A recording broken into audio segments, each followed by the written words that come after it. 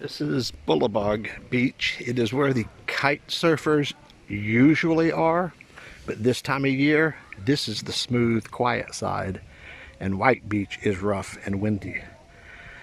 So during the regular tourist season, this side's rougher and windy, and White Beach is smooth. I am standing on the high tide line, so the beach is not usually real big, but at low tide, it goes way down. You can see we're at almost high tide. You can see the line here for high tide. Better to swim, but not as fun on the beach itself, because the beach is pretty much gone.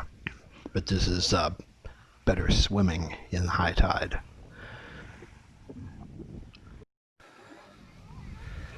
Sunday afternoon, low tide. Beach is fairly popular with the locals and expats. A lot of the foreigners that live here, they hang out at our hotel. So they're out playing bocce, and I don't think any of them are staying there. I think they're just there for the afternoon. And these folks are out grocery shopping. Trying to learn the tide schedule here.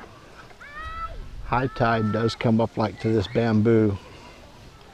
One of the high tides. There's two high tides a day, two low tides. One is really high, one is medium high. And the low tide is really low and then kind of medium low. This is the really low, as you can see by the pile of dirt and everything showing up. So this is the crazy low tide, and everybody's out grocery shopping. I suppose they're going for clams or something, because crabs are much harder to catch. I'm not sure, but they're everywhere. You can kind of see them all over the place. So we're out here hanging out, enjoying our last night in the hotel. This looks like one of the nicer hotels out here. Does look like it's closed. Or that may just be blocking the weather, but has kind of a closed look at the moment. Decent looking building though. Because there's fewer tourists, there's a lot more locals playing. We got the soccer games. They had some type of weird volleyball badminton hybrid game going earlier. I don't know what it's called. They were having fun with it, whatever it is though. I'm going to try and get over here to the end to see what's on over here. Looks interesting. Doesn't look too far away, but I'm tired. We've walked, I don't know, only 7 kilometers so far.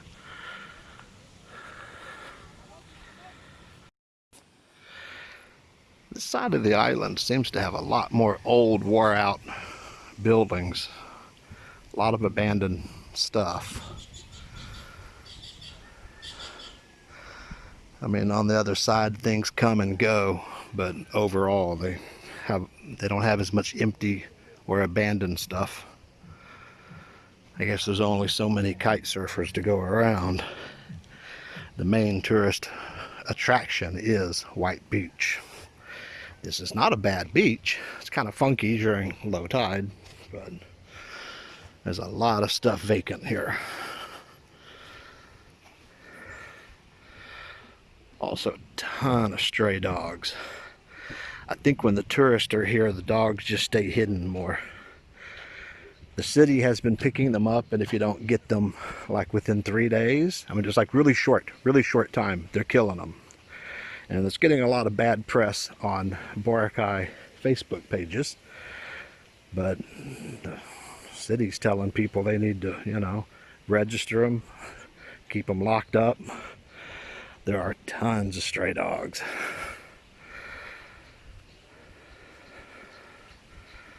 The high tide mark is like right here. So it looks like this whole section, including that whole rock section, because the beach continues, this whole section looks like it goes underwater at high tide.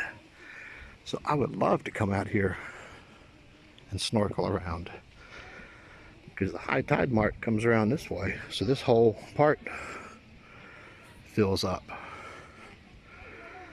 There's a staircase, but it looks iffy. And there's a gate at the top of it. I don't know if you can see it, it's dark.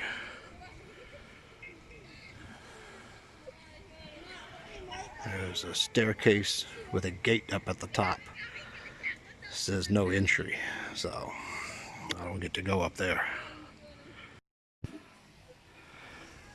Some good sized boats over here.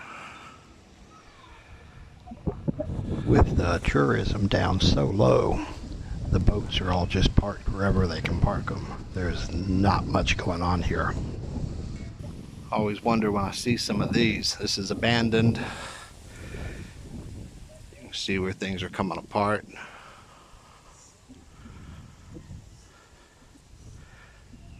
And there's somebody living there. Is it a caretaker? Is it a squatter? Who knows? You know, I wouldn't mind living in something like that, as long as there's still electricity and water. Have the whole place to yourself. I don't think the pool's filled right now. It is filled. It's green, but it's filled. I don't know if it's just closed for the season or just closed. It's really hard to tell. Those guys are going out with snorkels and spear guns. I've seen a lot of that. Still not sure what they're going for. But I saw someone out earlier with a spear gun and a bag. Whatever he was going after, he was catching them. Then you got some that look really nice and open.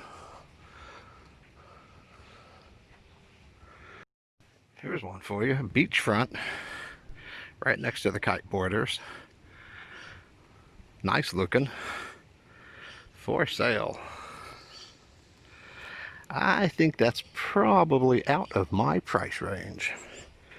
That building's pretty deep though. I don't know. Gonna come back and check this later. This is the road during COVID season. I want to see what this looks like during normal season. But I've got to say, in the rainy season, when the days that are not raining, it is gorgeous out here. Really nice. And I kind of like it not being crowded, although I feel sorry for everyone that's going out of business. The beach path here at Bulabog Beach, it's not as nice as White Beach. It's not as built up as White Beach, but it's not bad. And with so few tourists, it's very popular with the locals, and it's only a 5-minute walk from the apartment. So it's a pretty cool beach. I'd like to see it in the regular season when it's windier.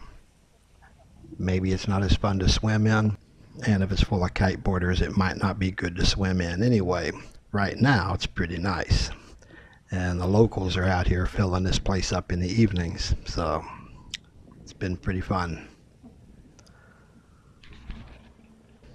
This side of the island gets the sunrise view, whereas White Beach gets the sunset view.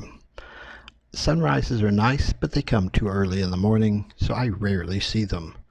Not sure if I'll ever see the sunrise here, but it's here every day, so maybe. Enjoy your day in paradise.